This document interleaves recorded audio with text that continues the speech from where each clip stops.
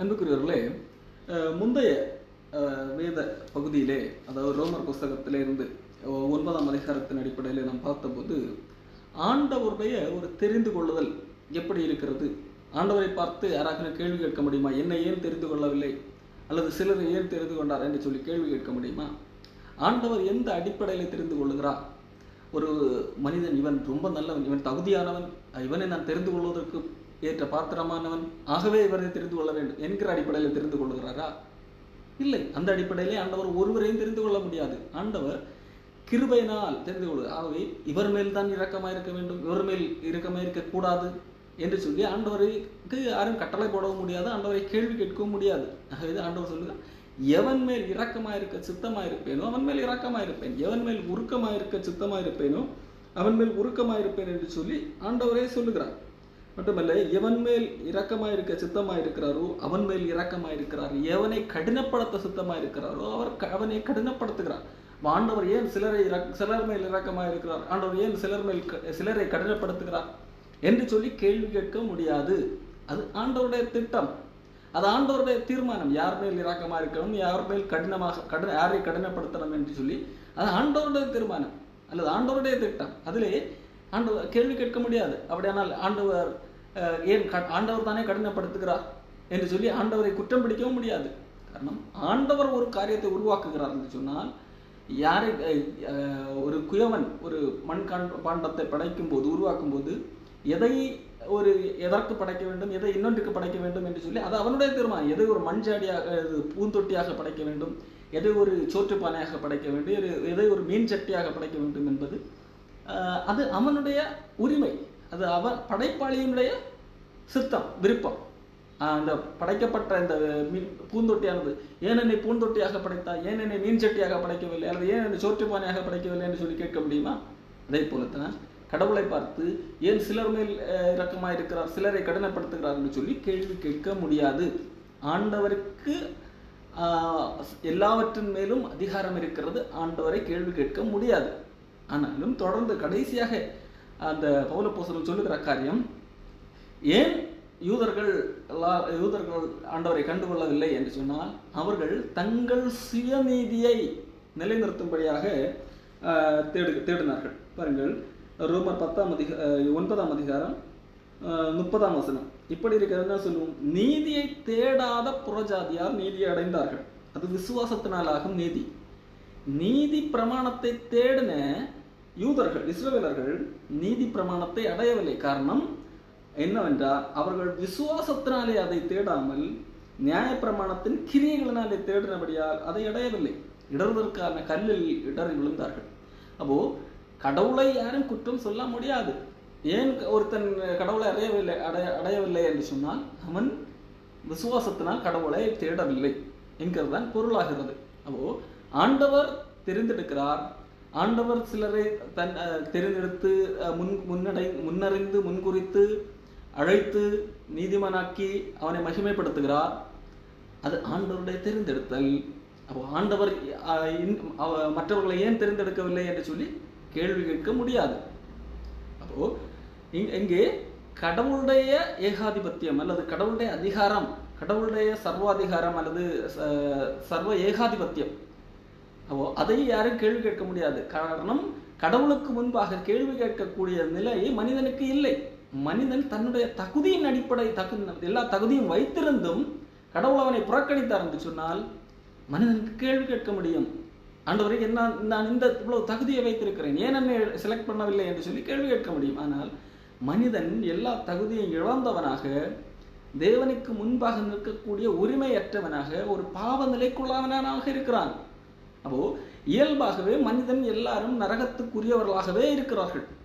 அப்படி இருக்க ஆண்டவர் தெரிந்தெடுக்கிறார் என்று சொன்னால், அதிலிருந்து சிலரை தெரிந்தெடுக்கிறார் என்று சொன்னால் அது ஆண்டவருடைய கிருபை மட்டுமே. அப்போ ஆண்டவர் தெரிந்தெடுக்கக்கூடியவர்களும் இயல்பாகவே எதற்குரியவர்கள், தண்டனைக்குரியவர்கள். ஆனால் ஆண்டவருடைய அன்பு கிருபை நிமித்தம் அவர்களை தெரிந்தெடுக்கிறார். அப்போ அவர்கள் தேவனை விசுவாசிக்கிறார்கள், அவர்கள் காப்பாற்றப்படுகிறார்கள். இந்த அடிப்படையிலே பவுல் 9ஆம் அதிகாரத்தில் எழுதுகிறார், தொடர்ந்து சொல்லுகிறார், இஸ்ரவேலர் எல்லாரும், 9ஆம் அதிகாரத்திலே சொன்னார், இஸ்ரவேலர் எல்லாரும் இஸ்ரவேலர்கள் அல்ல. தேவனால் தெரிந்தெடுக்கப்பட்டவர்கள் மட்டும்தான் இஸ்ரவேலர்கள். ஆபிரகாமின் சந்ததியில ஒருத்தர் பிறந்தார் என்பதற்காக எல்லாரும் இஸ்ரவேலர்கள் ஆகிவிட முடியாது. அது யாரெல்லாம் தேவனை விசுவாசித்தார்களோ, யாரெல்லாம் தேவனை அறிந்து கொண்டார்களோ அவர்கள் தான் தேவனால் தெரிந்து கொள்ளப்பட்டவர்கள். அவர்கள் தான் உண்மையிலே இஸ்ரவேலர்கள். நாம் இஸ்ரவேல் என்கின்ற தேசத்திலே வாழ்கிறவர்கள் இஸ்ரவேலர்கள் என்று சொல்லி மனித கண்களுக்கு தெரியும். மனித கண்கள் படி பார்க்கும்போது அப்படித்தான். ஆனால் கடவுள் யாரை தெரிந்தெடுத்தாரோ, அந்த இஸ்ரவேல் மக்கள் மத்தியிலே யாரை தெரிந்தெடுத்தாரோ, யார் தேவனை விசுவாசித்தார்களோ அவர்கள் மட்டும்தான் உண்மையான இஸ்ரவேலர்கள். தேவனுடைய பார்வையில் அவர்கள் மட்டும்தான் இஸ்ரவேலர்கள். மற்றவர்கள் மனித பார்வையிலே அவர்கள் இஸ்ரவேல் நாட்டார், இஸ்ரவேல் ஒரு கோத்திரத்தார். ஆனால் உண்மையிலே அவர்கள் இஸ்ரவேலர் அல்ல என்கிறதை தான் 9ஆம் அதிகாரத்தில் நிரூபித்தார். இப்போ சொல்லுகிறார், இஸ்ரவேலர்கள் எல்லாரும் மனித பார்வையிலே இஸ்ரவேலர்கள் என்று இருக்கிறார்கள் அல்லவா. இஸ்ரவேல் நாட்டிலே வாழ்கிறவர்கள் எல்லாரும் ஆபிரகாமின் சந்ததியில், அந்த யாக்கோபின் அந்த சந்ததியிலே உள்ள கோத்திரத்திலே பிறந்த எல்லாரும் ரட்சிக்கப்பட வேண்டும் என்கிறது தான் என்னுடைய இருதயத்தின் விருப்பம். நான் தேவனை நோக்கி வேண்டிக் கொள்ளுகிற விண்ணப்பமா இருக்கிறது. அப்போ என்னுடைய விருப்பம் அவர்கள் எல்லாரும் ரட்சிக்கப்பட வேண்டும், எல்லாரும் தேவனால் தெரிந்து கொள்ளப்பட வேண்டும், எல்லாரும் தேவனை விசுவாசிக்க வேண்டும் என்கிறது தான் என்னுடைய விருப்பம்.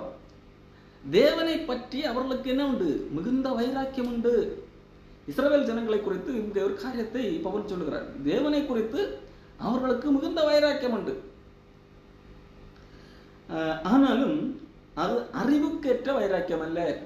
அப்போ அன்றைக்கு இஸ்ரவேலர்களுக்கு மட்டுமல்ல, இன்றைக்கு அநேக கிறிஸ்தவர்கள் என்கிறவர்களுக்கும் மற்றும் பல மதத்திலே இருக்கின்ற மக்களுக்கும் கடவுளை குறித்த மிக மிக மிக வைராக்கியம் உண்டு. ஆகவே தான் நான் கடவுளுக்காக இதை செய்கிறேன், கடவுளை திருப்திப்படுத்துவதற்காக இதை செய்கிறேன் என்று சொல்லி பல காரியங்களை செய்வார்கள். கடவுள் மேல் அவ்வளவு பக்தி வைராக்கியம். ஆனால் அது அறிவுக்கேற்றது அல்ல. கடவுளை அடைவதற்காக, கடவுளை தேடுவதற்காக என்னென்ன வேண்டுமானாலும், எந்த எல்லைக்கு வேண்டுமானாலும் செல்வார்கள். கடவுளை குறித்து யாராக தப்பாக பேசினால் அவர்களை கொலையும் செய்வார்கள்.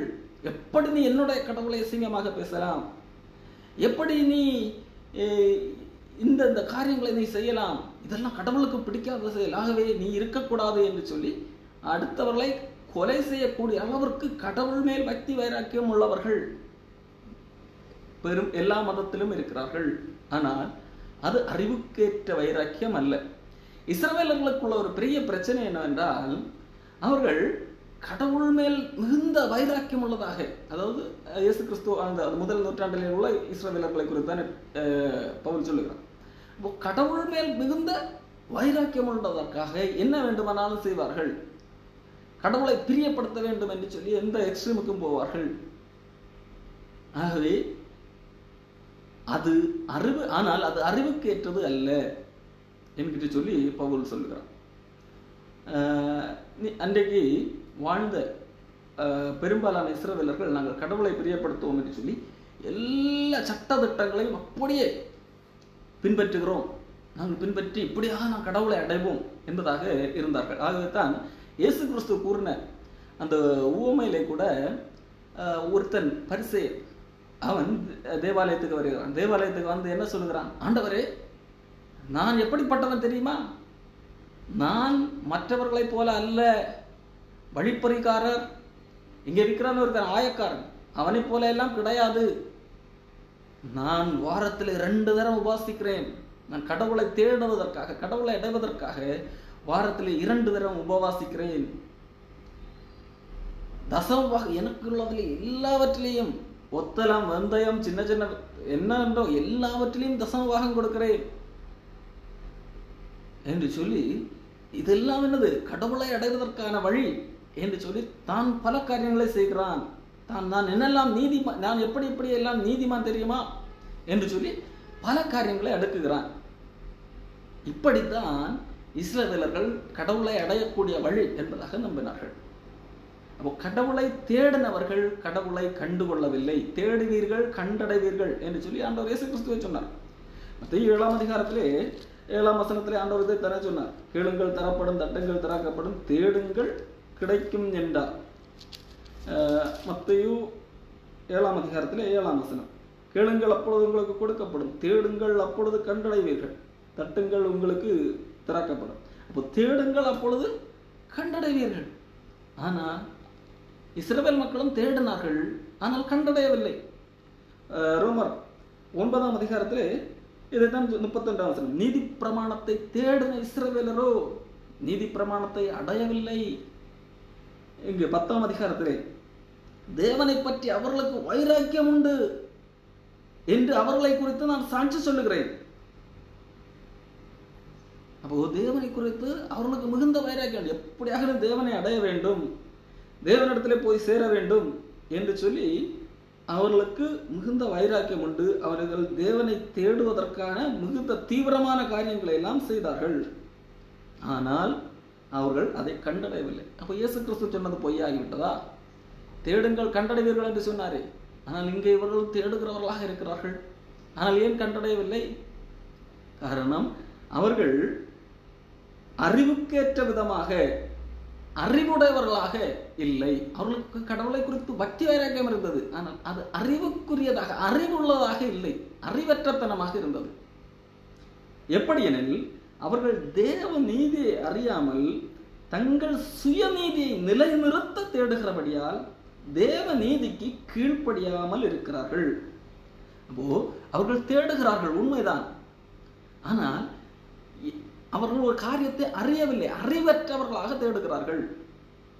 இன்னைக்கு மதவாதிகள், ரிலீஜியஸ் பீப்புள், அது கிறிஸ்தவர்களாகவும் இருக்கலாம், கடவுளை தேடுவதற்காக தேடுகிறோம் என்று சொல்லிக் கொள்கிறார்களே. இப்போ தேடுகிறவர்கள் அறிவற்றத்தனமாக தேடினால் கண்டடைய மாட்டார்கள். தேடுங்கள் கண்டடைவீர்கள் என்பது உண்மைதான், ஆனால் அறிவோடு தேட வேண்டும். நாம் எப்படி தேட வேண்டும் என்று ஒரு அறிவு இருக்கிறதால அந்த அறிவுடையவர்களாக தேட வேண்டும்.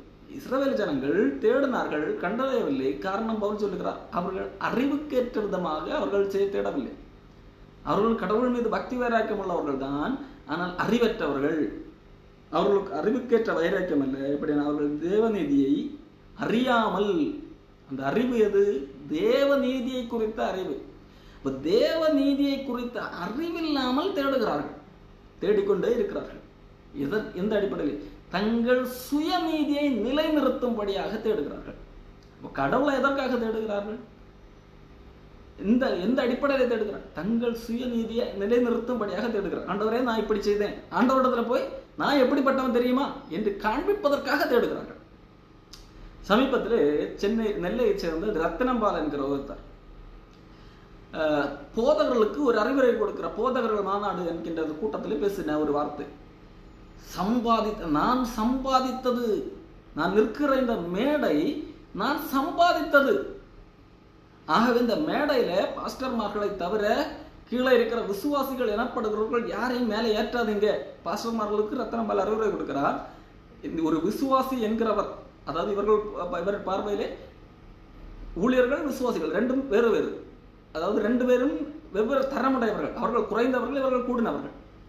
அப்போ ஊழியர்கள் என்கிறவர்கள் மட்டும்தான் மேடையிலே இருக்க வேண்டும், விசுவாசிகள் என்கிறவர்கள் மேடையிட்டக்கூடாது. காரணம், இது அவ்வளவு புனிதமானது. மட்டுமில்லை, இது எப்படி சம்பாதித்தது தெரியுமா? ரத்தம் சிந்தி பல நாட்கள் உபவாசம் இருந்து சம்பாதித்தது மேடை. அப்போ இவர்கள் எதை சொல்லுகிறார்கள்? நான் சம்பாதித்தது, நான் ரத்தம் சிந்தினது. அன்புக்குரியவர்களே, இதுதான் சுயநீதி. கடவுளுக்கு முன்பாக போகும்போது கூட, ஆண்டவரே, நான் எத்தனை நாள் உபவாசம் இருந்து இந்த காரியத்தை பெற்றுக் கொள்ளுகிறேன், நான் இவ்வளவுதான், நான் இப்படி இதெல்லாம் செய்கிறேன் ஆண்டவரே, ஆகவே நீர் எனக்கு இது தந்தாக வேண்டும், நீர் எனக்கு ஒரு கடனாளி, நீர் எனக்கு தந்துதான் ஆக வேண்டும். காரணம், நான் இந்த காரியங்களை எல்லாம் செய்திருக்கிறேன். ஆகவே என்னுடைய இந்த நீதிக்காக நீர் இந்த காரியத்தை தந்துதான் ஆக வேண்டும். சபையிலே பாஸ்டர்மார்களுடைய பிரசங்கங்களும் எப்படி இருக்கிறது? நீ கடவுளிடத்திலிருந்து இந்த காரியங்களை பெற்றுக்கொள்ள வேண்டுமா? நீ இந்த காரியங்களை செய்து உன்னுடைய தகுதியை காண்பி. அப்போ உன்னுடைய இந்த தகுதி இருந்தால் ஆண்டவர் இந்த காரியங்களை தருவார். அப்போ சுயநீதி, நீ உன்னுடைய நீதியை அதிகப்படுத்தினால் நீ அப்போ வேறு வழி இல்லை, அவர் தந்துதான் ஆக வேண்டும். நீ இவ்வளவு நாட்கள் உபவாசம் இருந்தால் தந்துதான் ஆக வேண்டும். பழைய காலத்திலே இந்த புராண படங்களை எல்லாம் பார்க்கும்போது ஒரு முனிவர் இருப்பார். முனிவர் இருந்து கடும் தவம் புரிவார். கடும் தவம், பல நாட்கள் சாப்பிடாமல் உணவு இல்லாமல் அப்படியே தவம் இருப்பார். அவர் இருக்கிற அந்த இருப்பு அசையாமல் அப்படி இருக்கிற அந்த இருக்கிறதுனாலே நீண்ட நாட்களாக இருந்தால் அந்த இடத்தை சுற்றி அது பாம்பு புற்று கூட வரும், புற்று எழும்பும். அந்த அளவிற்கு அவர் ஒரே இடத்துல அமர்ந்திருப்பார். காரணம் என்ன? கடவுளை அடையவில்லை. இப்படி இருந்தால் கடவுள் வேறு வழி இல்லை, வந்துதான் ஆக வேண்டும். நான் அந்த அளவிற்கு என்னது என்னை ஒடுக்கி அடக்கி இருக்கிறேன். என் சுயக்கிரியை, என்னுடைய சுயக்கிரியை நிமித்தம் நான் கடவுளை அடைய முடியும் என்கிறது தான் இன்றைக்கு இருக்கிற அல்லது என்றைக்கும் இருக்கிற எல்லா மதங்களுடைய நம்பிக்கை. ஆனால் அப்படிப்பட்டவர்கள் கடவுளை அடைய முடியாது என்கிறதான் பவுல் சொல்கிறார். இஸ்ரவேல் மக்கள் ஏன் கடவுளை அடைய முடியவில்லையாம்? நீதி பிரமாணத்தை தேடின இஸ்ரவேலர்கள் நீதி பிரமாணத்தை அடையவில்லை. எண்ணத்தினால? அவர்கள் விசுவாசத்தினாலே அதை தேடவில்லை, நியாய பிரமாணத்தின் கிரியைகளினாலே. நான் இந்த நியாய பிரமாணத்தின் கிரியைகளை எல்லாம் செய்து அதன் அடிப்படையில் நான் கடவுளை அடைவேன் என்று தேடினபடியினாலே அதை அடையவில்லை. இடர்வதற்கான கல்லில் இடறினார்கள். அப்போ அவர்கள் கல்லிலே இடறி போனார்கள்.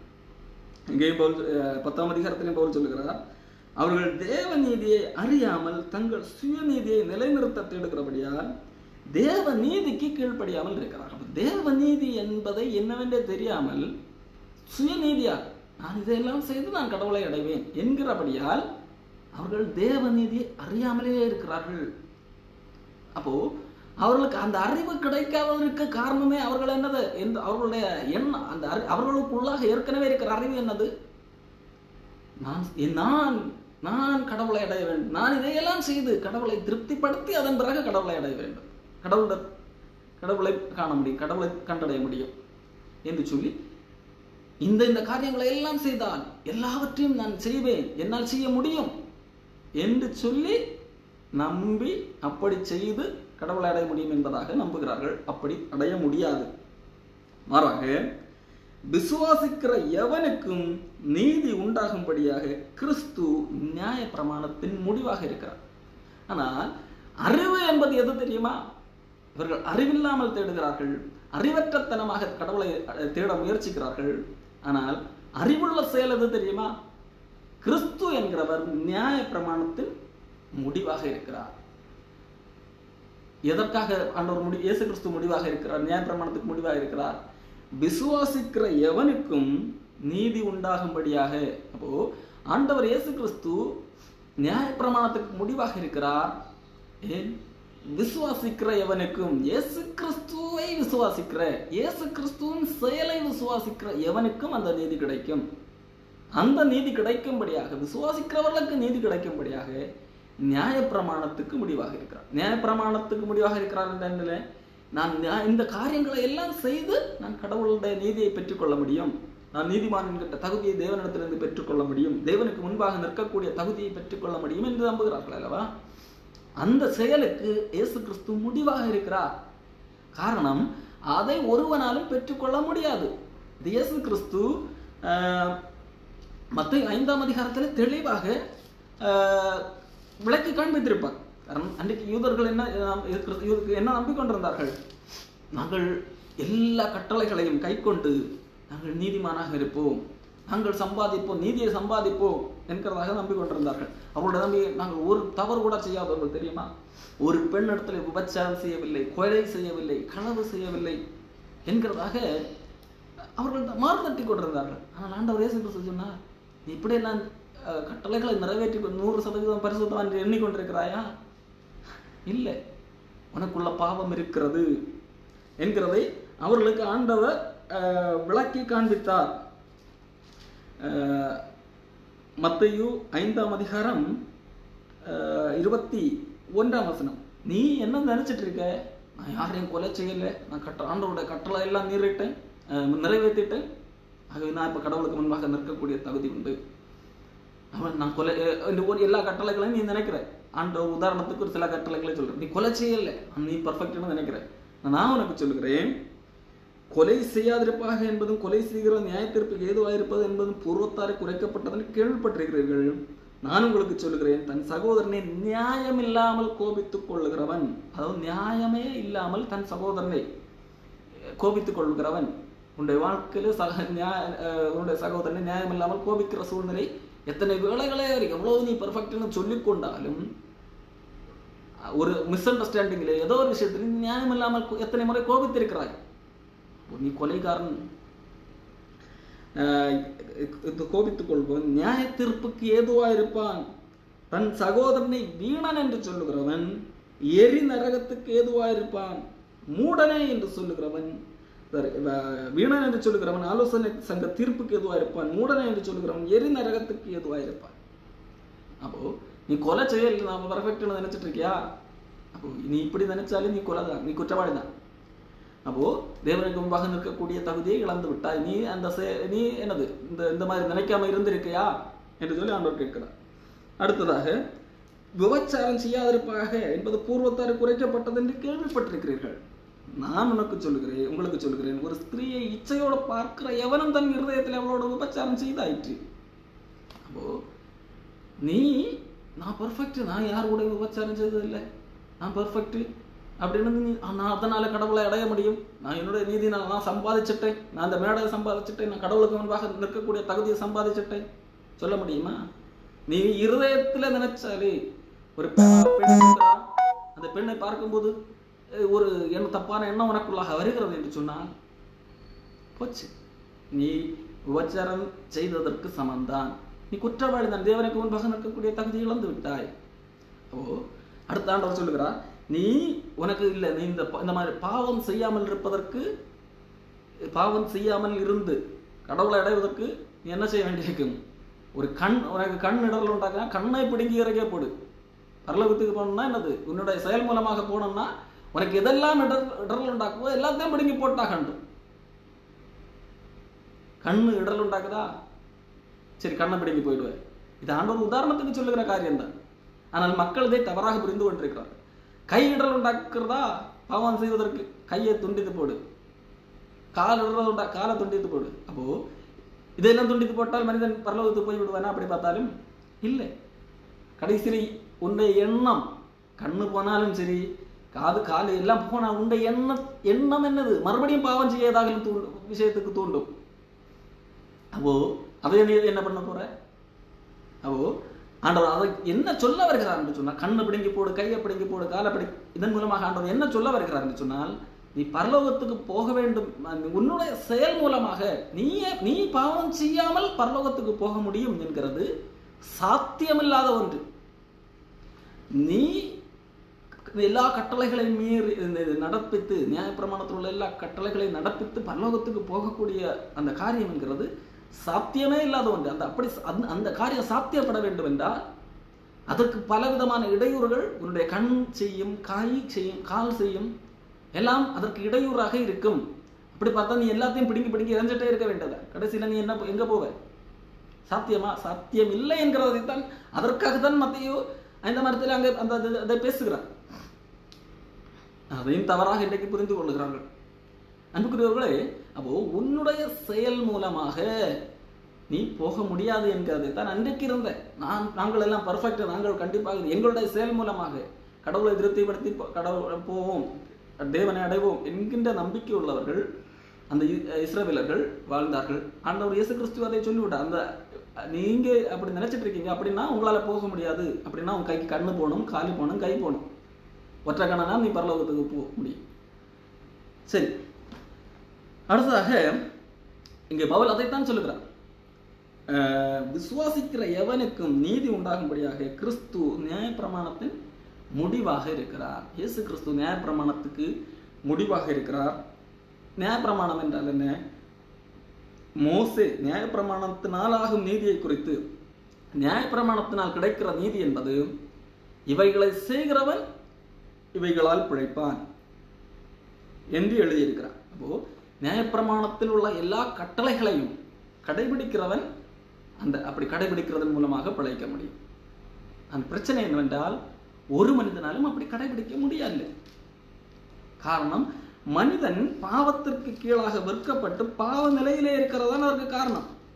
எப்பொழுது ஆதாம் பாவம் செய்தானோ அப்பொழுதே அவன் அவன் மூலமாக பிறக்கிற எல்லா மனிதனும் பாவத்துக்கு விற்கப்பட்டு பாவிகளாக பிறந்ததினால் மனிதனால் தேவன் எதிர்பார்க்கிற அந்த ஸ்டாண்டர்டை மனிதனால் அச்சீவ் பண்ண முடியாது. அதுதான் விஷயம். ஆனால் இதை அறியாமல் மனிதன் என்ன செய்கிறான்? என்னால முடியும், நான் இதெல்லாம் செய்து நான் கடவுளை அடைவேன் என்று சொல்லி தன்னுடைய சுயநீதியை, நான் இதெல்லாம் செய்ய முடியும், நான் இதெல்லாம் செய்து கடவுளை அடைவேன் என்று சொல்லி, பாரு நான் இதெல்லாம் செய்துட்டேன் என்று சொல்லி தன்னை முன்னிலைப்படுத்தி கொண்டிருக்கிறார். பாருங்கள், யாக்கோபு 2ஆம் அதிகாரம் 10ஆம் வசனம். ஒருவன் நியாயப்பிரமாணம் முழுவதையும் கை கொண்டிருந்தும் ஒன்றிலே தவறினால் எல்லாவற்றிலும் குற்றவாளியாயிருப்பான். எல்லாவற்றையும் நான் பர்ஃபெக்ட், என்னால் முடியும் என்று சொன்னார். இன்றைக்கு சில பந்தகஸ்தக்காரர்கள் அப்படியெல்லாம் சொல்லிக் கொண்டிருப்பார்கள் அல்லவா, நாங்கள் பர்ஃபெக்ட் என்று சொல்லிக் கொண்டாலும் ஒரு விஷயத்துல தவறினால் கூட நீ எல்லாவற்றிலையும் குற்றவாளி தான். ஒருத்தன் எல்லாவற்றிலையும் தவறை கொண்டிருக்கிறான், நீ ஒண்ணுல தான் தவறுறா, நீ உனக்கும் அவனுக்கும் வித்தியாசம் இல்லை, நீயும் அவனும் குற்றவாளி தான், நீயும் குற்றவாளி தான். நியாய பிரமாணத்தில் உண்டாகும் நீதியை ஒருவனால அடைய முடியாது. காரணம், இவைகளை செய்கிறவன் இவைகளாலே பிழைப்பான். அதைகளை செய்த ஒரு மனிதனும் இல்லை, ஒரு மனிதனாலும் அதை செய்ய முடியவில்லை. இயேசு கிறிஸ்து ஒரு பிழையுமின்றி எல்லாவற்றையும் நிறைவேற்றினார். அவருடைய நீதி நமக்கு தருகிறார். அவர் சம்பாதித்த நீதி. நியாயப்பிரமாணத்தை எந்த மனிதனும் நிறைவேற்றி நீதி சம்பாதிக்கவில்லை. நியாயப்பிரமாணத்தின் கிரியைகளின்படி எல்லாரும் குற்றவாளிகள், யாராலும் அது நிறைவேற்ற முடியாது. இவைகளை செய்கிற மனிதன் இவைகளாலே பிழைப்பார். அவைகளை செய்து யாராலும் பிழைக்க முடியுமா என்று கேட்டால் இதுவரை ஒருவனும் பிழைத்ததில்லை. ஆகவே இயேசு கிறிஸ்து அதற்கு முடிவை உண்டாக்குகிறார். நியாய பிரமாணத்தின் முடிவாக இருக்கிறார். இயேசு கிறிஸ்து யாருக்கு? விசுவாசிக்கிற எவனுக்கும் நீதி உண்டாகும்படிக்கு, விசுவாசிக்கிறவர்களுக்கு நீதி உண்டாகும்படிக்கு இயேசு கிறிஸ்து நியாயப்பிரமாணத்தின் முடிவாக இருக்கிறார். நியாயப்பிரமாணத்தில் உண்டாகும் நீதி, இவைகளை செய்கிற மனிதன் இவைகளாலே பிழைப்பார். ஆனால் விசுவாசத்தினால் உண்டாகும் நீதி என்பது என்ன? விசுவாசத்தினால் ஆகும் நீதியானது கிறிஸ்துவை இறங்கி வர பண்ணும்படி பரலோகத்துக்கு ஏறுகிறவன் யார்? அல்லது கிறிஸ்துவை மரித்தோரிலிருந்து ஏறி வரை பண்ணும்படி பாதாளத்துக்கு இறங்குகிறவன் யார் என்று உன் உள்ளத்திலே சொல்லாதிருப்பாயாக என்று சொல்லுகிறதம் அன்றி, இந்த வார்த்தை உனக்கு சமீபமாய் உன் வாயிலும் உன் இருதயத்திலும் இருக்கிறது என்றும் சொல்லுகிறது. இந்த வார்த்தை நாங்கள் பிரசங்கிக்கிற விசுவாசத்தின் வார்த்தை என்னவென்றால், கர்த்தராகிய இயேசுவை நீ உன் வாயினாலே அறிக்கையிட்டு தேவன் அவரை மரித்தோரிலிருந்து எழுப்பினார் என்று உன் இருதயத்திலே விசுவாசித்தால் ரட்சிக்கப்படுவாய். நீதி உண்டாக இருதயத்தில் விசுவாசிக்கப்படும், ரட்சிப்புண்டாக வாயினாலே அறிக்கை பண்ணப்படும். அவரை விசுவாசிக்கிறவன் எவனோ அவன் வெட்கப்படுவதில்லை என்று வேதம் சொல்லுகிறது. அப்போ இந்த இடத்துல விசுவாசத்தினால் ஆகும் நீதி என்கிறது எது என்கிறதை பவுல் விளக்குகிறார். நியாயப்பிரமாணத்தின் உண்டாகும் நீதி எது? இந்த தேவனுடைய கட்டளைகளை எல்லாம், கட்டளைகளின் படி எல்லாம் பிழையின்றி, ஒரு பிழையின்றி, ஒன்றிலே தவறுனா எல்லாவற்றிலும் குற்றவாளி தான். ஒரு பிழையின்றி செய்கிறவன் அவைகளாலே பிழைப்பான். அது நியாயப்பிரமாணத்தினால் உண்டாகும் நீதி. அவைகளைத்தான் அந்த நீதியின்படி நான் கடவுளை அடைய வேண்டியும் என்றுதான் இஸ்ரவேல் மக்கள் தேடினார்கள். நான் எல்லாம் இதை செய்தே நான் கடவுளை அடைந்து விடுவேன், எங்களுக்கு வேறு எந்த கடவுளுடைய உதவி தேவையில்லை என்று சொல்லி. ஆனால் விசுவாசத்தினால் உண்டாகும் நீதி என்கிறது கிறிஸ்துவை இறங்கி வர பண்ணும்படி பரலோகத்துக்கு ஏறுகிறவன் யார்? இயேசு கிறிஸ்து கடவுள் மனிதனானார், மாம்சமானார் என்று வேதம் சொல்லுகிறது. மனிதனுக்காக, மனிதனுடைய பாவங்களை சுமக்கும்படியாக அது மனிதனாக வந்தார். அப்போ அதை கிண்டல் அடிக்கும் விதமாக கடவுளை, கிறிஸ்துவை இறங்கி வர பண்ணும்படி பரலோகத்துக்கு ஏறுகிறவன் யார் என்று சொல்லி உன் இருதயத்துல சிந்திக்காதே. காரணம், யூதர்கள் இயேசு கிறிஸ்து கடவுள் என்கிறதை புறக்கணித்தார்கள், நம்பவில்லை. அது எப்படி கடவுள் என்கிற மனுஷனா வர முடியும்? அடுத்து கடவுள் உயிர்த்தெழுந்தார் என்கிறது சொல்லும்போது அவரை யாரு போய் எழுப்பிட்டு வந்தது? அங்க கீழே இறங்கினது யாரு என்று சொல்லி உன் இருதயத்திலே சொல்லாதிருப்பாயாக. மாறா அது மட்டுமல்ல, உன்னுடைய அருகிலே, உன்னுடைய பக்கத்திலே இருக்கிற வார்த்தை, அந்த வார்த்தையை விசுவாசிக்க வேண்டும். என்ன வார்த்தை? இயேசு கிறிஸ்து கர்த்தர். கர்த்தராக இயேசு கிறிஸ்துவை உன் வாயினால் அறிக்கையிட்டு, அப்போ இயேசு கிறிஸ்துவே கர்த்தர் என்று வாயினால் அறிக்கையிட வேண்டும். அப்போ இயேசு கிறிஸ்து தான் கர்த்தர் என்பதை வாயினால் அறிக்கையிட வேண்டும். அப்போ கடவுள், இயேசு கிறிஸ்து கடவுள் என்கிறதை விசுவாசித்தால் மட்டும்தான் அறிக்கையிட முடியும். அப்போ கர்த்தராக இயேசு கிறிஸ்துவின் வாயினால் அறிக்கையிட்டு தேவன் அவரை எழுப்பினார். அப்போ தேவன் அவரை எழுப்பினார், அவர் இயேசு கிறிஸ்து அவரை எழுப்பினார் என்று சொல்லும் போது அதற்கு முன்பதாக இயேசு கிறிஸ்து எப்படி மரித்தார் என்கின்ற அந்த செய்தி அதுக்குள்ளாக இருக்கிறது. ஏன் அவர் இங்கே வர வேண்டும், ஏன் மரிக்க வேண்டும் என்கின்ற செய்தி இருக்கிறது. அப்போ மனிதனுடைய என்னுடைய பாவங்களுக்காக மரித்தார். அவர் அங்கே மரித்து அங்கே இருக்கவில்லை, அவரை தேவன் எழுப்பினார், பிதாவாகிய தேவன் எழுப்பினார் என்கிறதை இருதயத்திலே விசுவாசிக்க வேண்டும். அப்போ அது பவுல் இங்க சொல்ல வருகிற காரியம், சுவிசேஷத்தை விசுவாசிக்க வேண்டும். சுவிசேஷம் இங்க சுருக்கமாக எழுதியிருக்கிறார்.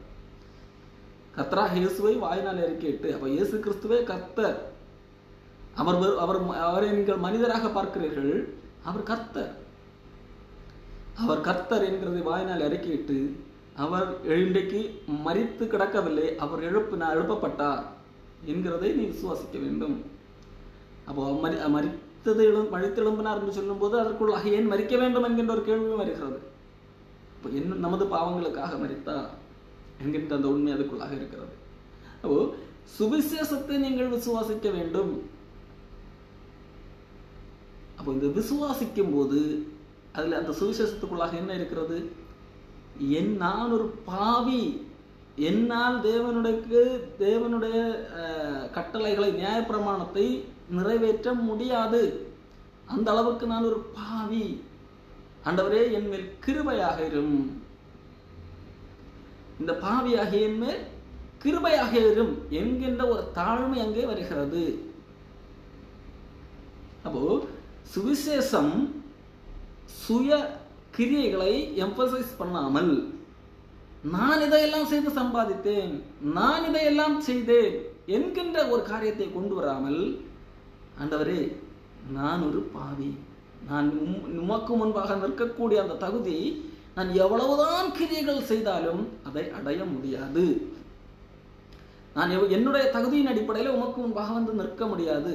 ஆகவே நீர் எனக்காக செய்த அந்த தியாகத்தின்படி அதை நான் நம்புகிறேன். உம்முடைய நீதி, நீர் சிலுவையில சம்பாதித்த நீதி, அதாவது இயேசு கிறிஸ்து நியாயப்பிரமாணத்தை நிறைவேற்றினார், இவைகளை செய்கிற மனிதன் இவைகளாலே பிழைப்பான் என்கிற அந்த வார்த்தையை ஆண்டவர் 100% செய்து முடித்தார். நியாயப்பிரமாணத்தை நிறைவேற்றி, ஆனால் நியாயப்பிரமாணத்தை நிறைவேற்றினவர் பிழைக்க வேண்டும் தானே. ஆனால் இயேசு கிறிஸ்து சிலுவையில தண்டனை அனுபவிக்க வேண்டியிருந்தது. அப்போ அந்த நீதி தண்டனை அனுபவிக்க வேண்டிய நமக்கு அந்த நீதி ஆண்டவர் தருகிறார். மனிதர்கள் நியாயப்பிரமாணத்தின்படி தண்டனைக்குரியவர்கள், காரணம் எந்த ஒரு மனிதனாலும் இவைகளை செய்து இவைகளால் பிழைக்க முடியாது. ஆனால் இயேசு கிறிஸ்து தண்டனைக்குரியவர் அல்ல. மனிதனாக வந்த இயேசு கிறிஸ்து நியாயப்பிரமாணத்தை நிறைவேற்றினபடியால் அவைகளை செய்கிற மனிதன் இவைகளாலே பிழைப்பான் என்கின்ற அந்த நீதி அவருக்குரியது. அந்த நீதியின்படி அவர் கொல்லப்படக்கூடாது, தண்டனை அனுபவிக்க கூடாது. ஆனால் தண்டனை அவர் அனுபவிக்கும்படியான சூழ்நிலை வந்தது. அப்போ அந்த நீதி அவரிடம் இருக்கிறது, அந்த நீதியின்படி அவர் பிழைத்திருக்க வேண்டும். அவர் இன்றைக்கும் பிழைக்கிறார், ஆனால் சிலுவைக்கு மரணத்தை தண்டனை அடைந்திருக்க கூடாது. ஆகவே அந்த நீதியை தண்டனை அடைய வேண்டிய நமக்கு தருகிறார். இதை நான் விசுவாசிக்கிறேன். இயேசு கிறிஸ்துவால் மட்டுமே, அவருடைய கிருபையால் எனக்கு பதிலாக அவர் மரித்தார், ஆகவே நான் மீட்படைய முடியும். அவருடைய செயலால், அவருடைய செயலின் மேல் உள்ள விசுவாசம், அதன் மூலமாக நான் மீட்படைய முடியும் என்று சொல்லி நான் எப்பொழுது விசுவாசிக்கிறேனோ அந்த விசுவாசம் நமக்கு நீதியாக காணப்படுகிறது. தீத்து 3ஆம் அதிகாரத்திலே பவுல் எழுதுகிறார் 5ஆம் வசனத்திலிருந்து, நாம் செய்த நீதியின் கிரியைகள் நிமித்தம் அவர் நம்மை ரட்சியாமல். அப்போ நாம் காப்பாற்றப்படுவது என்பது, நாம் தண்டனையிலிருந்து காப்பாற்றப்படுவது என்பது, நாம் இவைகளையெல்லாம் செய்து இவைகள் நிமித்தம் பிழைப்பது அல்ல. நான் எல்லாவற்றையும் செய்து, நான் இந்த காரியங்களை எல்லாம் பர்ஃபெக்டாக செய்வதனால் நான் பிழைக்கிறேன், நான் காப்பாற்றப்படும், தண்டனைக்கு போகாமல் காப்பாற்றப்படுகிறேன் என்கிறது அல்ல. நீதியின் கிரியைகள் நிமித்தம் நம்மை ரட்சியாமல் தமது இரக்கத்தின்படியே. அப்போ ஆண்டவருடைய இரக்கம், அவருடைய இரக்கத்தின்படியே மறுஜன்மம் முழுக்கினாலும் பரிசுத்தாவியினுடைய புதிதாக்கலினாலும் நம்மை ரட்சித்தார். தமது கிருபையினாலே நாம் நீதிமான்களாக்கப்பட்டு நித்திய ஜீவன் உண்டாகும் என்கிற நம்பிக்கையின்படி சுதந்திரராகத்தக்கதாக அவர் நமது இரட்சகராய் இயேசு கிறிஸ்து மூலமாய் அந்த பரிசுத்தாவியை நம்மேல் சம்பூர்ணமாக பொழிந்தருனார். அப்போ பரிசுத்தாவியை பெற்றுக்கொண்டதும், நாம் காப்பாற்றப்பட்டதும், நாம் நீதிமான்களாக்கப்பட்டதும் நாம் செய்த செயலின் நிமித்தம் அல்ல. ஆனால் இன்றைக்கு அநேகர் நாம் இதெல்லாம் செய்துதான் என்று சொல்லி, இந்த காரியங்களை செய்தால்தான் என்று சொல்லி பேசிக்கொண்டிருக்கிறார்கள்.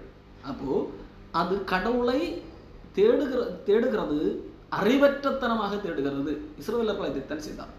நான் கடவுளை தேடுகிறோம் என்று சொல்லி மிகுந்த பக்தி உள்ளவர்களாக, வைராக்கியம் உள்ளவர்களாக இருந்தார்கள். ஆனால் அது அறிவுக்கேற்றது அல்ல, அது அறிவுக்கேற்ற வைராக்கியம் அல்ல, அது சுயநீதியை வெளிப்படுத்துகிற காரியம். நாங்கள் இப்படி செய்ததனால் நாங்கள் கடவுளிடத்திலிருந்து இதை பெற்றுக் கொள்கிறோம். இன்றைக்கு கடவுளை மகிமைப்படுத்துகிறோம் என்கிற பெயரிலே நாங்கள் ஆராதனை செய்கிறோம் என்று சொல்வார்கள். ஆனால் என்ன கடைசியில் என்ன வரும் தெரியுமா? நான் ஆராதித்தால் ஆண்டவர் இதை செய்வார், நான் இதை செய்தால் ஆண்டவர் இதை தருவார். நான் கடவுளை ஆராதிப்பது கூட என்னது? கடவுளிடத்திலிருந்து ஒன்று பெற்றுக்கொள்வது கூட கடவுளுடைய இரக்கம். அப்படியே இல்லை, நான் இதை செய்தேன், அதுக்கு பதிலாக ஆண்டவர் இதை தந்தார் என்பதாகத்தான் இருக்கு. அன்புக்குரியவர்களே, நாம் கடவுளுக்கு ஒன்றை கொடுத்து, முந்தி ஒன்றை கொடுத்து, அதன் நிமித்தம் ஆண்டவர் ஏதாவது ஒன்றை தருவேன் என்று சொல்ல முடியுமா? ரோமர் 11ஆம் அதிகாரத்திலே 35ஆம் வசனம், தனக்கு பதில் கிடைக்கும்படி முந்தி அவருக்கு ஒன்றை கொடுத்தவன் யார்? நான் இவ்வளவு செய்தேன், அதனால ஆண்டவர் இதை செஞ்சார். நான் தான் ஃபர்ஸ்ட் கடவுளுக்கு இதை கொடுத்தேன், அதனால ரெண்டாவது ஆண்டவர் இதை கொடுத்தார். நான் ஃபர்ஸ்ட் என்ன கொடுத்தேன்? நான் ஜெபம் கொடுத்தேன் அல்லது ஆராதனை கொடுத்தேன், அதனால ஆண்டவர் எனக்கு ரெண்டாவது இதை கொடுத்தார். வேதம் சொல்லுகிறது, தனக்கு பதில் கொடுக்கும்படி, ஆண்டவர் ஒரு பதிலை இரண்டாவதாக கொடுக்கும்படி முந்தி முதலாவது ஒன்றை கடவுளுக்கு கொடுத்தவன் யாராவது இருக்க முடியுமா? ஒன்றை கொடுத்தவன் யார்? அப்படிப்பட்டவன் யாருன்னு கேட்கிறார் பவுலப்போஸ்தலன். அன்புக்குரியவர்களே, பல வேளைகளில் இன்றைக்குள்ள மதத்தை பின்பற்றிக் கொண்டிருக்கிற மனிதர்கள் என்ன நினைக்கிறார்கள்? நான் கடவுளிடத்தில் ஒன்றை பெற வேண்டும் என்றால் நான் என்னுடைய தகுதியை நிரூபித்து, அல்லது ஆண்டவருக்கு நான் முதலாவது ஒன்றை கொடுத்து விட்டு நான் பெற்றுக்கொள்ள வேண்டும் என்பதாக நினைக்கிறார்கள். அன்புக்குரியவர்களே, இப்படி பெற முடியுமா? ஆனால் வேதம் சொல்லுகிறது, விசுவாசத்தினால் உண்டாகும் நீதி என்பது என்னால் ஆண்டவருக்கு ஒன்றை கொடுத்து விட்டு அதன் நிமித்தமாக வருகிற ஒரு நீதியை என்னால் பெற முடியாது. மாறாக கடவுள் இரக்கமாக எனக்கு நீதி கொடுக்க முடியும், அதற்காக ஆண்டவர் தன்னையே பலியாக கொடுத்திருக்கிறார், அதை நான் விசுவாசிக்கிறேன் என்று சொல்ல முடியும். ஆண்டவர் மேல் முழு கிரெடிட்டையும் ஆண்டவருக்கு கொடுப்பது. அப்போ நான் என்ன செய்கிறேன்? இங்கே தேவன் மேல் வைக்கிற விசுவாசம், அவருடைய செயலின் மேல் வைக்கிற விசுவாசம், அவர் எனக்காக என்ன செய்தார் என்கிறதை நான் அந்த விசுவாசம், இந்த விசுவாசம் தான் அறிவுக்கேற்றது. சுவிசேஷத்தை விசுவாசிக்கிறது தான் அறிவானது. மாறாக நான் இதையெல்லாம் செய்கிறேன் கடவுள், இதன் மூலமாக கடவுளை அடைவேன் என்பது அது ஒரு கடவுள் மீது உள்ள பக்தியாக இருக்கலாம், அல்லது ஒரு பக்தி வைராக்கியமாக கூட இருக்கலாம். இந்த பக்தி வைராக்கியம் மனிதனை மிருகமாக்கும். தெரியுமா? கிறிஸ்தவத்திலே பல கொடூரமான கொலைகளை நிறைவேற்றினார்கள் கத்தோலிக்கர்கள், இஸ்லாமியர்கள். 2 பேரும் சேர்ந்து 2 பக்கத்திலும் பெரும் சேதம். சிலுவை போர் என்கின்ற பெயரில் வரலாற்றை எடுத்து படித்து பாருங்கள். காரணம் என்ன? கடவுள் பேரில் உள்ள பக்தி வைராக்கியம். 2 தரப்பட்ட மனிதர்கள் என்ன சொல்வார்கள்? நாங்கள் எங்கள் கடவுளுக்காக நாங்கள் போராட்டோம். இவர்களும் கிறிஸ்தவர்களும் சொல்வார்கள், இஸ்லாமியர்களும் சொல்வார்கள். இது அறிவற்றத்தனமான போராட்டம். கடவுளை குறித்த அறிவில்லை. நாங்கள் கடவுளை காப்பாற்றுவதற்காக இப்படி செய்து, இதுதான் கடவுளுக்காக போற புனித போர். போருடைய பெயரே புனித போர். போர்ல என்னடா புனிதம்? எத்தனை மக்களை கொண்டு குவித்தார்கள். இன்றைக்கும் கடவுள் பெயரிலே கடவுளை காப்பாற்றுவதற்காக மக்களை கொலை செய்து கொண்டிருக்கிறார்கள், மக்கள் சண்டையிட்டுக் கொண்டிருக்கிறார்கள். உண்மையிலே கடவுளை காப்பாற்றுவதற்கு நான் கடவுளுக்காக நான் சண்டையிட வேண்டுமா? அது அறிவற்ற செயல். உண்மையிலே கடவுள் தான் என்னை காப்பாற்ற வேண்டும் தான் அறிவான செயல். அப்போ கடவுள் தான் என்னை காப்பாற்ற வேண்டும் என்கின்ற ஒரு உண்மையை மனிதன் எப்பொழுது புரிந்து கொள்ளுகிறானோ அப்போதான் நமக்கு கடவுளிடத்திலே சரணாகதியாகும். ஆண்டவரே, நான் ஒன்றுமில்லை, நான் அல்ல, எல்லாம் நீரே என்று சொல்லி வருகிறார். ஆரம்பத்தில் சுய பெருமை பேசுகிறவர்கள், சுயநீதியை தேடுகிறவர்கள் என்ன சொல்வார்கள்? நான் சம்பாதித்தேன், நான் இத்தனை நாள் உபவாசம் இருந்து சம்பாதித்தேன், நான் இப்படி கஷ்டப்பட்டு நான் இப்படி இன்றைக்கு இந்த நிலைமையில் இருக்கிறேன், இந்த பாஸ்டராக இருக்கிறேன், அப்போஸ்தலனாக இருக்கிறேன், இந்த மேடையை சம்பாதித்தேன் என்று சொல்வார்கள். ஆனால் ஆண்டவருடைய கிருபையை புரிந்தவர்கள், அறிவுள்ளவர்கள் எப்படி சொல்வார்கள் தெரியுமா? 1 கொரிந்தியர் 15ஆம் அதிகாரத்திலே 10ஆம் வசனத்திலே பவுல் ஒரு காரியத்தை சொல்கிறார். நான் அதிகமாக பிரயாசப்பட்டேன். பவுல் அதே காரியத்தை தான் சொல்கிறார். நான் பிரயாசப்பட்டேன், நான் கஷ்டப்பட்டேன் என்று சொல்லுகிறார் பவுல். ஆனால் என்ன சொல்லுகிறார்? நான் இவ்வளவெல்லாம் பிரயாசப்பட்டேன், அது நிமித்தம் நான் கடவுளுக்கு முன்பாக தகுதி, அப்படியே சொல்லுகிறாரா? இல்லை. நான் பிரயாசப்பட்டதற்கு காரணமே கடவுளுடைய கிருபை. இவ்வளவு பிரயாசம் படுவதற்கான கிருபையை ஆண்டவர் எனக்கு தந்தார் என்று சொல்லி அந்த எங்கே என்ன கிரெடிட் யாருக்கு கொடுக்கிறார்? ஆண்டவருக்கு கொடுக்கிறார். 1 கொரிந்தியர் 15ஆம் அதிகாரம் 10ஆம் வசனம், நான் தேவ கிருபையினாலே நான் இருக்கிறேன், அவர் எனக்கு அருளிய கிருபை விருதாக இருக்கவில்லை, அவர்களில் எல்லாரிலும் நான் அதிகமாக பிரயாசப்பட்டேன், எல்லாரை காட்டிலும் நான் அதிகமாக பிரயாசப்பட்டேன், ஆகிலும் நான் அல்ல, நான் பிரயாசப்படுறதுக்கு என்கிட்ட பலனும் இல்லை, நான் இவ்வளவு பிரயாசப்பட்டேன், அதனால நான் கடவுளுக்கு முன்பாக நிற்கக்கூடிய தகுதி உடையவன், அவர்களை காட்டிலும் நான் சிறந்தவன், அப்படி கிடையாது. ஆண்டவருடைய கிருபை, இவ்வளவு பிரயாசங்களை படுவதற்கு ஆண்டவருடைய கிருபை எனக்கு கிடைத்தது, ஆண்டவருடைய இரக்கம் கிடைத்தது. ஆகவே தேவ கிருபை அப்படி செய்தது, ஆண்டவருடைய கிருபை என்ன அப்படி நடத்தினது பாருங்க. ஆனா என்னைக்குள்ளவங்க என்ன சொல்றாங்க? மேடையில வேற யாரையும் ஏற்றக்கூடாது. ரத்னம்பால் ஒரு வீடியோல சமீபத்தில் பேசினது, மேடையிலே நான் ரத்தம் சிந்தி நான் உபவாசம் இருந்து சம்பாதித்த மேடை என்று சொல்லுகிறார். ஆனால் பவுல் எவ்வளவு உண்மையிலே பிரயாசம் பட்டார். பவுல் பல சுவிசேஷ நிமித்தம் பல பிரயாசங்களை பட்டார். பவுல் என்ன சொல்லவில்லை, ஒரு கால் கூட நான் இவ்வளவு பிரயாசங்கள் எல்லாம் பட்டிருக்கேன் தெரியுமா, அப்போ இதற்கு கூலி ஆண்டவர் தந்தாக வேண்டும் அப்படியெல்லாம் சொல்லவில்லை. மாறாக நான் பிரயாசப்பட்டேன், அதிகமாக பிரயாசப்பட்டேன். ஆனா நான் அல்ல, நான் பிரயாசப்படலை, ஆண்டவருடைய கிருபை என்னை இப்படி செய்ய வைக்க, அதிகமான கிருபை. மற்றவர்களை காட்டிலும் நான் அதிகமாக பிரயாசப்பட்டேன் என்றால் ஆண்டவர் அந்த அளவிற்கு எனக்கு அதிகமான கிருபையை தந்திருக்கிறார் என்று அர்த்தம். இதுதான் ஆண்டவருடைய கிருபையை உயர்த்துவதற்கும் நான் என்னை நானே உயர்த்துவதற்கும் உள்ள வித்தியாசம். நான் இதெல்லாம் செய்தேன், அதனால ஆண்டவருக்கு தர வேண்டும் என்று சொல்லி அந்த எதிர்பார்ப்புட தான் இன்றைக்கு அநேக கிறிஸ்தவ போதனைகள் கூட நடக்கிறது. இது தவறு. இந்த காரணம் ஏன் தவறு என்று சொல்கிறேன் என்றால், இந்த அடிப்படையில் தான் இஸ்ரவேலர்கள், அவர்கள் தேவனால் தெரிந்து கொள்ளப்பட்ட ஜனம் என்று அழைக்கப்படுகிற அந்த இஸ்ரவேலர்கள் கடவுளை தேடினார்கள், தங்களுடைய சுயநீதி. ஆனால் அவர்களால் அடைய முடியவில்லை. நீதி பிரமாணத்தை தேடின இஸ்ரவேலர்கள் அதை அடையவில்லை. காரணம், அவர்கள் விசுவாசத்தினால் அதை தேடாமல் தங்கள் சுயநீதியினால், நியாய பிரமாணத்தை நீதியினாலே அதை தேடினபடியால் அதை அடையாமல் இருக்கிறார்கள்.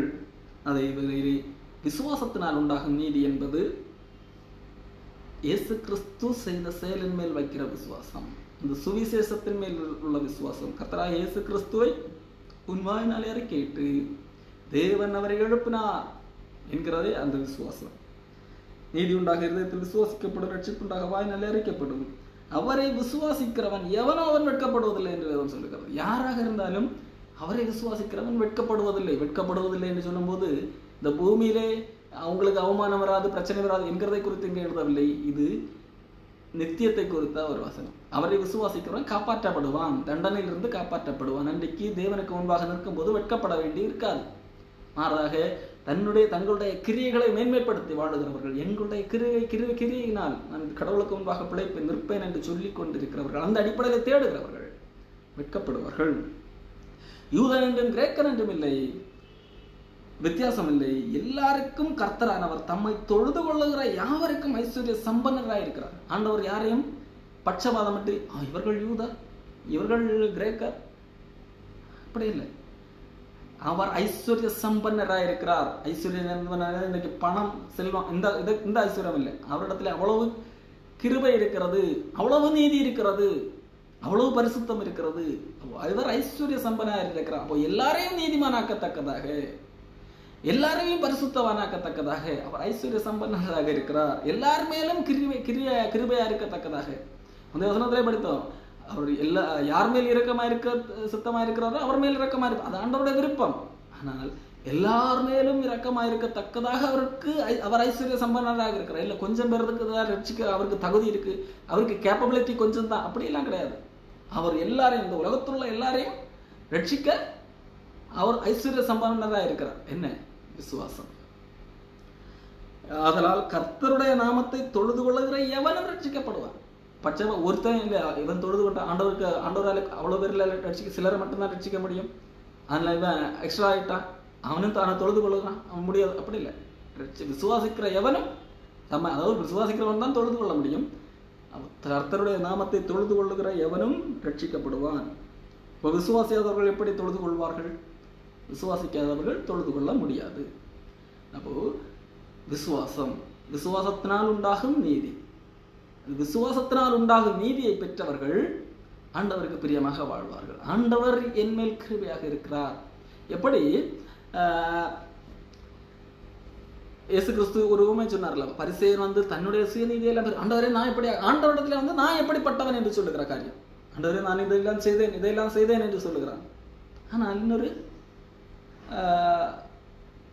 அயக்காரன் அவன் வருகிறான், தன்னுடைய மார்பிலை அடித்துக்கொண்டு ஏறெடுத்து பார்க்க துணியாமல் அவன் சொல்லுகிறான், பாவியாகிய என் மேல் கிருபையாக. ஆண்டவரே நான் பாவிதான், நான் இதெல்லாம் செஞ்சேன், அதனால எனக்கு உம்முடைய அருள் வேண்டும், உம்முடைய இது வேண்டும். அப்படி இல்லை, நான் பாவி, நான் தகுதியற்றவன். உம்மிடத்துல ஒரு காரியத்தை கேட்கிறதற்கான தகுதி என்னிடத்துல இல்லை. ஆகவே தகுதி இல்லாத என் மேல் கிருபையாக இரு, பாவியாகிய என் மேல் கிருபையாக இரு. ஆண்டவர் நீ கிருபையா இரக்கம், என் மேல் இரக்கம் காட்டும். கடவுளுடைய இரக்கத்தை சார்ந்து கொள்ளுகிறான். அப்போ கடவுளுடைய இரக்கத்தை, தாழ்மையுள்ளவர்களுக்கு கர்த்தர் கிருபை அளிக்கிறார். கிருபையை பெற்ற ஒரு மனிதன் அவன் கடவுளை பிரியப்படுத்துகின்ற நோக்கத்திலே வாழ்வான். காரணம் கடவுள் கிருபை கொடுக்கும் போது அவனை கிருபை கொடுத்து அவனை காப்பாற்றுகிறார். காப்பாற்றுவது மட்டுமல்ல, அவர்களுக்கு பரிசுத்த ஆவியை கொடுக்கிறார். தீத்து புத்தகத்திலே தான் வாசித்த போது, நம்முடைய நீதியின் கிரியைகள் நிமித்தம் அவர் நம்மை ரட்சியாமல் அவருடைய செயல், ஆண்டவராகிய இயேசு கிறிஸ்துவுடைய செயல், அதன் மூலமாக நம்மை ரட்சித்தார். அதன் மூலமாக ரட்சித்தது மட்டுமல்ல, அவர் பரிசுத்த ஆவியை நமக்கு பொழிந்தருளினார். அன்புக்குரியவர்களே, அந்த அடிப்படையிலே வாழும்போது நாம் நற்கிரியைகள் செய்தோம். நாம் இந்த நற்கிரியைகளை செய்வதனால் ஆண்டவருக்கு முன்பாக தகுதி அடைய முடியும் என்கிறதற்காக அல்ல, ஆண்டவர் என் மேல் கிருபையாக இருந்து தகுதியற்ற என்மேல் ஆண்டவர் என்மேல் அளவில்லாத இரக்கத்தை காண்பித்தபடியால் நான் ஆண்டவருக்கு பிரியமாக வாழுகிறேன், நான் நற்கிரியைகளை செய்கிறேன் என்கின்ற அடிப்படையிலே காணப்படுவார்கள். இதுதான் அந்த தீத்து புத்தகத்தில் கூட பவுல புத்தகத்தை சொல்லுகிறார், நான் செய்த நீதியின் கிரியைகள் நம்ம ரட்சியம் தமது இரக்கத்தின்படி மறுத்தன்மை ஒழுக்கினாலும் பரிசுத்த ஆவியினுடைய புதிதாக்குதலால் நம்ம ரட்சித்தார், காப்பாற்றினார். தமது கிருபையினாலே நாம் நீதிமன்றாக்கப்பட்டு நித்திய ஜீவனராக என்கிற நம்பிக்கையின்படி சுதந்திரராகத்தக்கதாக அவர் நமது இரட்சகராகிய இயேசு கிறிஸ்து மூலமா அந்த பரிசுத்தாவியை நம்ம மேல் சம்பூர்ணமாய் பொழிந்தரலாம். இந்த வார்த்தை உண்மையுள்ளது. தேவனிடத்தில் விசுவாசமானவர்கள் நற்கிரியைகளை செய்ய ஜாக்கிரதையாக இருக்கும்படி இவைகளை குறித்து திட்டமாய் போதிக்க வேண்டும் என்று விரும்புகிறேன். இவைகளே நன்மையும் மனுஷருக்கு பிரயோஜனமாக. போதனை எந்த அடிப்படையில் இருக்க வேண்டும்?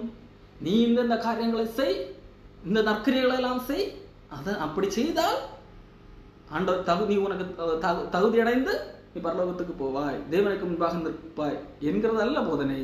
மாறாக தேவன் நம்முடைய செயலின் மூலமாக நம்மை காப்பாற்றவில்லை, மாறாக அவருடைய இரக்கத்தின்படியும் மறுஜன்ம முழுக்கின்படியும் நம்மை காப்பாற்றினார். பரிசுத்த ஆவியை சம்பூர்ணமாக பொழிந்தருளினார். ஆகையால் அவர் நம்மை இவ்வளவாக அன்பு கூர்ந்து காப்பாற்றியிருக்க, ஆகையால் நான் நற்கிரியைகளை செய்ய வேண்டும், இது என்று போதிக்க வேண்டும். இதுதான் சரியான போதனை. நான் நற்கிரியை செய்து கடவுளுக்கு முன்பாக நீதி அடைய வேண்டும் என்கிறதல்ல, அவர் என்மேல் இரக்கம் காட்டினபடியால் நான் நற்கிரியை செய்ய வேண்டும். அது இரண்டுக்கும் உள்ள அந்த வித்தியாசத்தை தயவு செய்து புரிந்து கொள்ளுங்கள். ஆனால் இன்றைக்குள்ள பெரும்பான்மையான மக்கள், மத நம்பிக்கையில் இருக்கிற மக்கள் எல்லாம் எந்த வித மதத்தை எடுத்துக்கொள்ளுங்கள், எந்த நம்பிக்கையிலே வாழ்வார்கள்? நான் இந்த பரிகாரங்களை செய்து கடவுளை பிரியப்படுத்தி அதன் மூலமாக நான் கடவுளிடத்திலிருந்து பெற்றுக்கொள்ள வேண்டும், முக்தி பெற வேண்டும் என்கிறதாக நான் நினைப்பார்கள். அது அல்ல. உண்மையிலே கடவுள் என்மேல் கிருபை பாராட்டினார். இயேசு கிறிஸ்துவே கர்த்தர், அவர் எனக்காக மரித்தார், தேவன் அவரை எழுப்பினார். அப்போ இதை நான் விசுவாசித்து கடவுள் இவ்வளவு அன்புள்ளவராக இருக்கிறார், நரகத்துக்கு போக வேண்டிய என்னை காப்பாற்றி இருக்கிறார், என்னை பரிசுத்தாவே சம்பூர்ணமாக பொழிந்து மறல் இருக்கிறார், ஆகையால் நற்கிரியைகளை செய்ய பழக வேண்டும். இதுதான் சரியான போதனை. தயவு செய்து அந்த வித்தியாசத்தை புரிந்து கொள்ளுங்கள். யூதர்கள் தவறான போதனை அல்லது அவர்களுக்குள்ள அந்த தவறான அறிவு, கடவுளை குறித்த அவ்வளவு பக்தி வைராக்கியம் இருந்தாலும் அது அறிவுக்கேற்றதாக இல்லாததினால் அவர்கள் இடறினார்கள், இடறுவதற்கான கல்லிலே விழுந்து இடறி போனார்கள். ஆனால் கடவுள் எல்லாரையும் ஏற்றுக்கொள்ள சம்பரனாக இருக்கிறார். விசுவாசத்தினால் ஆகும் நீதி. நான் விசுவாசிக்கிறேன், இயேசு கிறிஸ்து என்னால் முடியாது, நான் பாவி, ஆண்டவருடைய கிருபை அதை சார்ந்துதான் என்னுடைய மீட்பு என்று சொல்லி நான் விசுவாசிக்கிறேன். அது ஆண்டவர் என்னை மீட்டார் என்று விசுவாச அதன் அடிப்படையிலே நான் நன்மைகளை செய்கிறேன் என்கிற அந்த வித்தியாசத்தை தயவு செய்து புரிந்து கொள்ளுங்கள். விசுவாசத்தினாலாகும் நீதி, நியாயப்பிரமாணத்தினாலாகும் நீதி. நீங்கள் எதை பின்பற்றி தற்போது வாழ்ந்து கொண்டிருக்கிறீர்கள்? நீங்கள் நியாயப்பிரமாணத்தினாலாகும் நீதி என்கிறதை பின்பற்றி வாழ்ந்து கொண்டிருப்பீர்கள் என்றால் அது அறிவற்ற செயல் என்பதை தயவு செய்து புரிந்து கொள்ளுங்கள்.